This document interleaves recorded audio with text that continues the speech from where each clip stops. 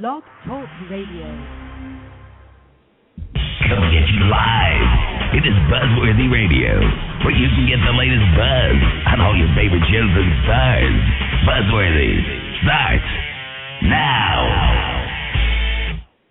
Good morning, everybody. Welcome to a new episode of Buzzworthy Radio here on buzzworthyradio.net and on blogtalkradio.com. I'm your host, Deval Jaley, and it is Tuesday, February 8th, 2011, 9 a.m. Eastern, 6 a.m. Pacific Time on your internet streaming computers. I want to introduce you to a true icon in television and film. From Julia to Dominique Devereaux, she said, "Yes, we can," before anybody else. Tonight, you'll be able to see her guest starring in a brand new episode of USA's White Collar alongside Billy Dee Williams. It's my pleasure to bring to you this morning Diahann Carroll. How are you? Good morning. I want to say that the words "thank you" are the first things I have to come out of my mouth, because you pretty much were the start for anybody who was an African American to basically come on television, and they didn't have to be fit into the stereotypical role. You broke that mold. I just want to say thank you. I'm 25 years old, and I even remember what Julia was. To me, that was a huge deal. So I love it. This is fantastic for me to get the chance to speak with you right now. I thank you very much. Good morning. I say that at just turned 6 a.m. here, and I'm very happy that my first words this morning are thank you. Absolutely. I will keep saying that, and I mean,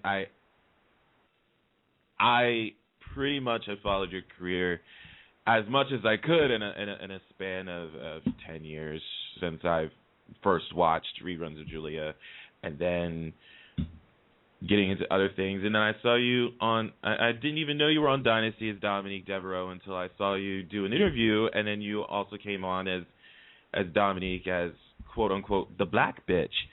And the black bitch. So I wanted to be called the first black bitch on television, and I think we came as close to that as we possibly could. And I'm very happy to tell you that what I'm doing at the moment, I don't have to be a bitch. I'm happy about that. White Collar is giving me a lovely role to play, and my name is June. And I'm rather normal, except that I live in something like a $48 million house in New York City.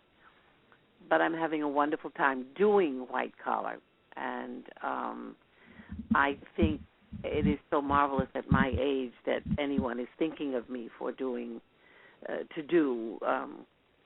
anything at all on television. So it makes me quite happy to be a part of it. Now, tonight's episode, Billy Dee Williams is also making a guest appearance on the show, and there's somewhat of a connection with his character and your character somewhat, if I'm not mistaken. Well, Billy is playing a friend of my late husband in this episode, and the episode is called Countermeasures.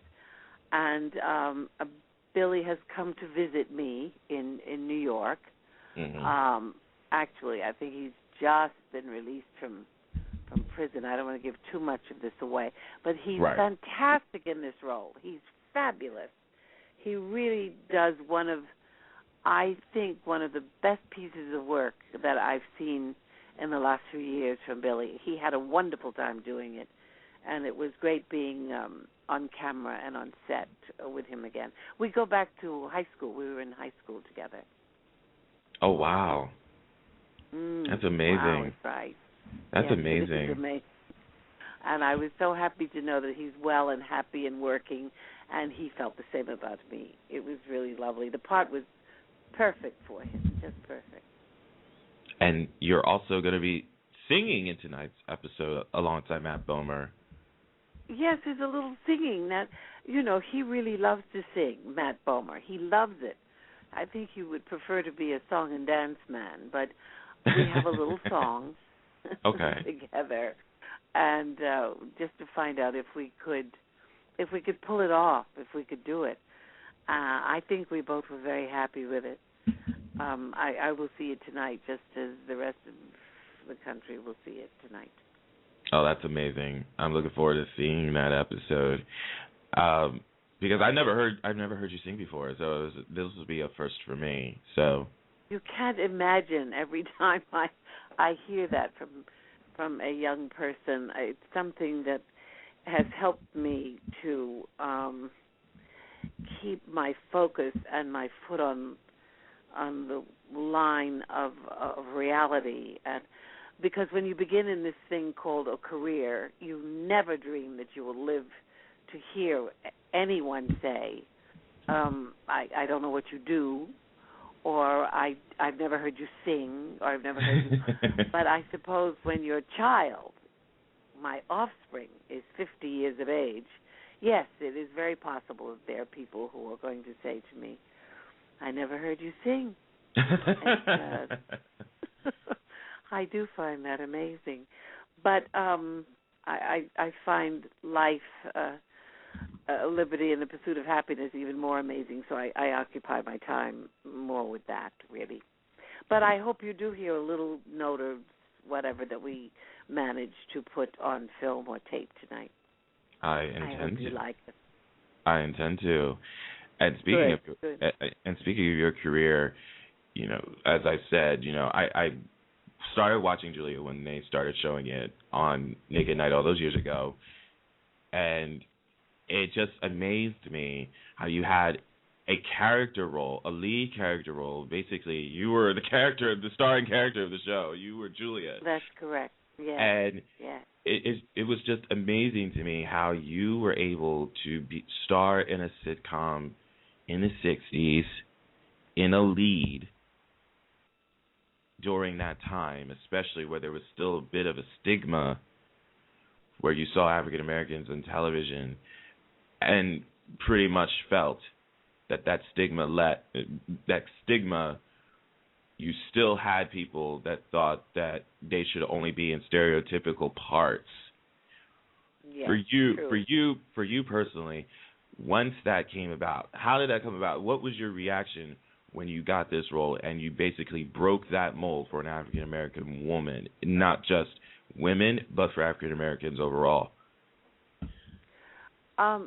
You know, years before I did Julia, because I started in this business in the 50s, mm-hmm. I did a Broadway show, and the Broadway show was really basically about that. I went to Paris, and I became a model, and I fell in love with a photographer who was also an American, a white American, and I mean, same problem, let's say. But I think that after you've done that a couple of times, you realize that it is much more exciting and attractive to people who've never lived integrated lives. I was born and brought up in New York City, and while, of course, we are aware when we begin to buy our homes or wanting to join the country club or certain jobs that are not available to us because of the color of our skin, that is in the world. But to the extent that I later learned that people were astounded and said things like, I never thought I would see this in my lifetime, as same as they just said about the President of the United States. But right. I think I was brought up in an era that was constantly forcing change. And I really was just young enough to believe that whatever is the will of the people is going to happen. And a play was written for me by Richard Rodgers.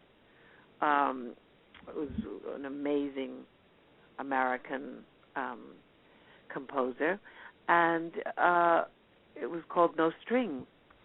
And the love affair was about something that they said had never been on Broadway before, an interracial love affair.